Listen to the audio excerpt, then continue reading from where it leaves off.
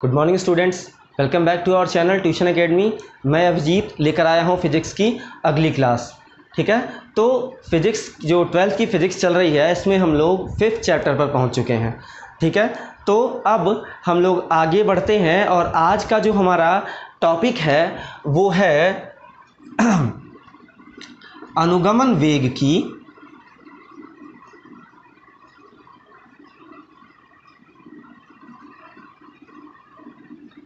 विद्युत क्षेत्र पर निर्भरता।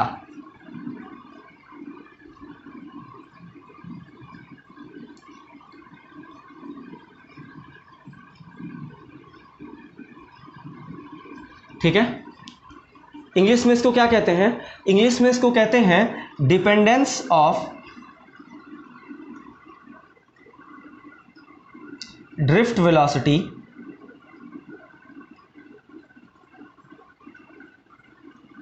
On electric field.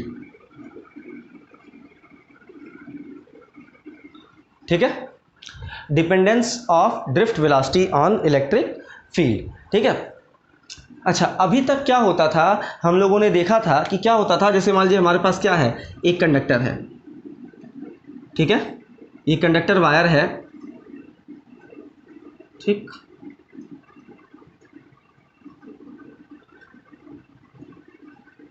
ठीक है, तो वायर के जो दोनों एंड होते हैं वो कैसे होते हैं? सर्कुलर होते हैं, गोल होते हैं। जैसे ये देखिए, ये गोल है और ये भी क्या है, हमारा गोल है। ठीक, तो ये जो गोल होते हैं इस तरह से हमने इनको क्या कर लिया, बना लिया। अब इसके अंदर क्या होंगे, इलेक्ट्रॉन्स होंगे जो क्या करेंगे, आगे की तरफ बढ़ेंगे। कब बढ़ेंगे?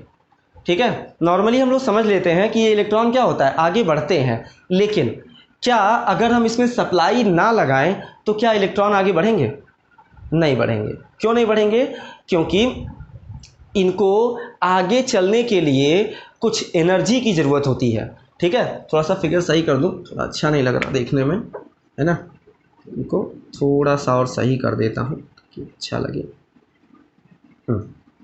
ठीक है, तो इलेक्ट्रॉन्स कैसे आगे बढ़ेंगे? जब तक एनर्जी नहीं दी जाएगी बाहर से तब तक ये क्या होंगे, आगे नहीं बढ़ेंगे। ठीक है, वो एनर्जी कैसे मिलती है? हम यहाँ से क्या करते हैं, एक बैटरी लगा देते हैं।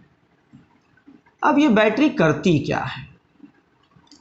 ठीक है, ये जो बैटरी होती है वो इन दोनों एंड्स, इन दोनों किनारों के बीच में क्या करता है, एक पोटेंशियल डिफरेंस मतलब विद्युत विभवांतर ला देता है। और जिसके वजह से क्या होता है, ये इलेक्ट्रॉन जो होते हैं वो आगे की तरफ बढ़ने लगते हैं। मतलब एक अगर थोड़ा और डीप जाके अगर बताऊं तो क्या होता है, ये जो बैटरी होती है वो इन दोनों पॉइंट्स पे पोटेंशियल डिफरेंस ला देती है, मतलब विद्युत विभवांतर उत्पन्न कर देती है। और उसके वजह से क्या होता है, यहाँ से यहाँ तक के बीच में एक विद्युत क्षेत्र, इलेक्ट्रिक फील्ड जनरेट हो जाती है। ठीक है, जिसके कारण क्या होता है, इलेक्ट्रॉन इधर से इधर आगे की तरफ क्या होते हैं, ट्रांसफ़र होने लगते हैं। ठीक है, अच्छा, अब देखिएगा ज़रा यहाँ पे क्या होगा। अगर इसकी डिपेंडेंसी की बात करें, हम ये नॉर्मली मान लेते हैं कि हमारे पास फ़िलहाल क्या है, एक इलेक्ट्रॉन है। हम केवल और केवल एक इलेक्ट्रॉन की बात कर रहे हैं। ठीक, हमने यहाँ बैटरी लगा रखी है। ठीक है, ये हो गई हमारी बैटरी। ठीक है, बैटरी लगा दिया। बैटरी के लिए क्या करना होता है, ढेर सारे सेल ऐड करेंगे तो हमें क्या मिल जाएगी, बैटरी मिल जाएगी। ठीक है, और यह ऐसे हमने मान लिया कि ये जो बॉक्स है वो हमारा बैटरी की तरह से काम कर रहा है। ठीक, अब देखिएगा ज़रा, जैसे ही हमने यहाँ बैटरी लगाई हमारा इलेक्ट्रॉन क्या हुआ, आगे की तरफ बढ़ना शुरू हुआ। ठीक है, अच्छा, अब ये जैसे ही आगे बढ़ेगा तो क्या होगा, ये इक्वेशन ऑफ मोशन भी फॉलो करेगा। ठीक है, मतलब आगे बढ़ेगा तो हम अगर देखें, फर्स्ट इक्वेशन ऑफ मोशन मतलब पहला गति का समीकरण अगर हम यूज़ करें, ठीक है, तो यहाँ v इक्वल टू क्या लिख सकते हैं,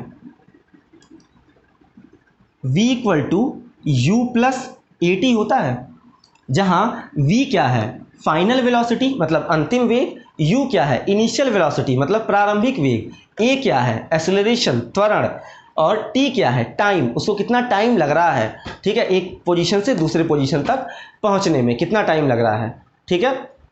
अब इस केस में होता क्या है, एक चीज़ देखते हैं, इनिशियल वेलोसिटी मतलब प्रारंभिक वेग कब होगा, कितना होगा, ये पता करते हैं। तो जब तक हमने यहाँ कोई बैटरी नहीं लगाई थी तब तक क्या था, ये जीरो था, रुका हुआ था, इसकी स्पीड क्या थी, जीरो थी।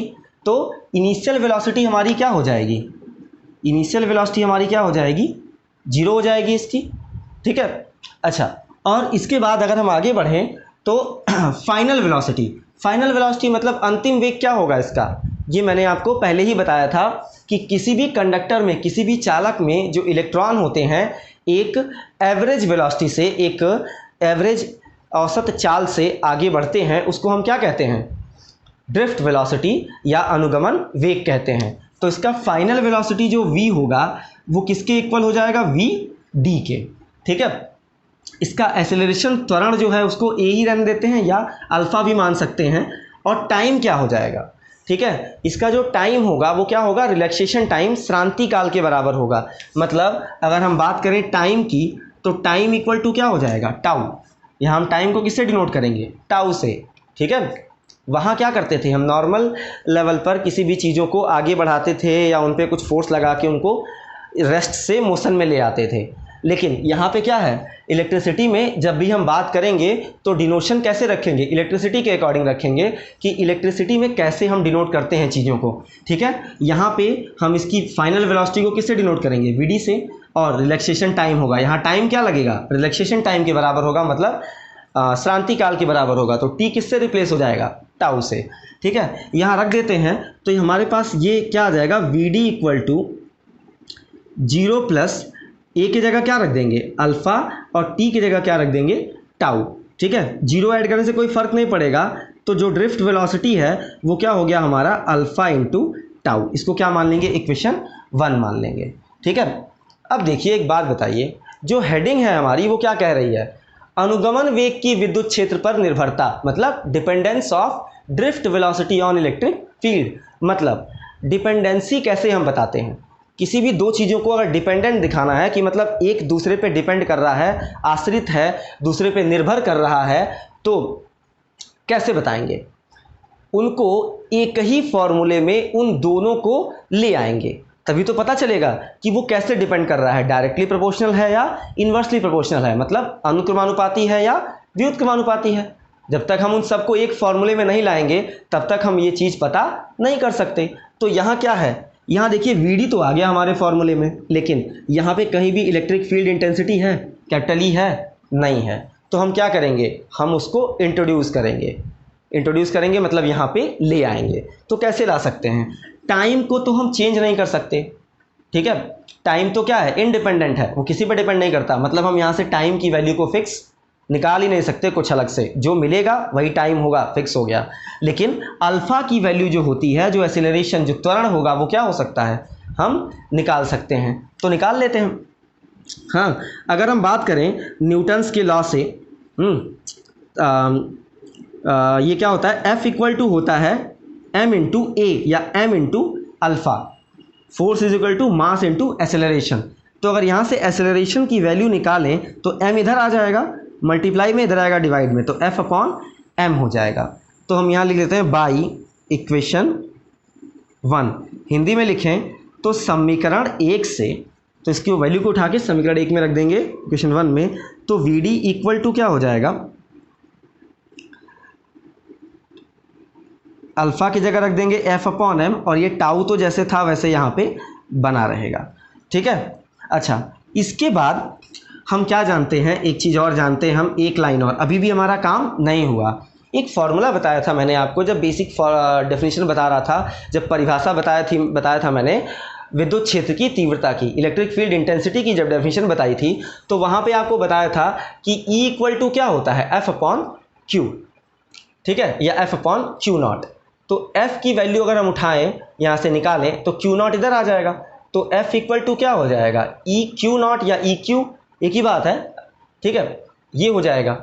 तो लेकिन वहाँ पे हमारा जो चार्ज था, जो आवेश था, उसको हमने किससे डिनोट किया था, Q से, ठीक है। लेकिन यहाँ क्या है, यहाँ हम सीधे सीधे इलेक्ट्रॉन की बात कर रहे हैं, हम किसी भी दूसरे चार्ज की, दूसरे आवेश की बात ही नहीं कर रहे हैं। सीधी सी बात हमने किसकी की है, इलेक्ट्रॉन की, क्योंकि करंट किसके वजह से फ्लो होता है, इलेक्ट्रॉन्स की वजह से, ठीक है। तो हम इलेक्ट्रॉन की बात कर रहे हैं, तो यहाँ पे चार्ज जो होगा वो हम क्या रखेंगे, इलेक्ट्रॉन पर चार्ज रखेंगे। इलेक्ट्रॉन पे चार्ज को किससे डिनोट करते हैं, स्मॉल ई से, ठीक है। इसका मतलब हम F की जगह पे क्या रख सकते हैं, कैपिटल E इंटू स्मॉल ई।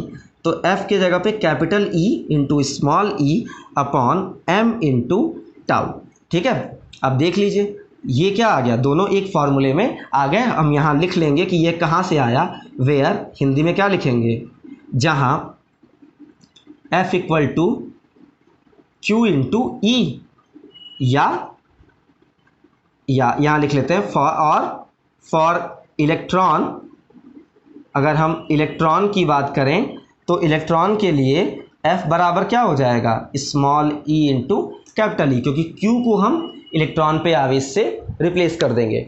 ये आ गया। तो यहाँ से हमको क्या पता चला कि जो हमारा ड्रिफ्ट वेलोसिटी है, मतलब अनुगमन वेग है, वो इलेक्ट्रिक फील्ड इंटेंसिटी, विद्युत क्षेत्र की तीव्रता के क्या है, अनुक्रमानुपाती है, मतलब डायरेक्टली प्रोपोर्शनल है, ठीक है। डायरेक्टली प्रोपोर्शनल का मतलब क्या होता है कि अगर E की वैल्यू बढ़ेगी तो VD भी क्या होगा, बढ़ेगा, और अगर E की वैल्यू घटेगी, डिक्रीज करेगी, तो VD भी क्या होगा, घटेगा, डिक्रीज करेगा, ठीक है। तो आशा करता हूँ कि आपको वीडियो पसंद आया होगा, और अगर वीडियो अच्छा लगा है तो लाइक करें, कमेंट करें और अपने दोस्तों के साथ शेयर करें। Thank you.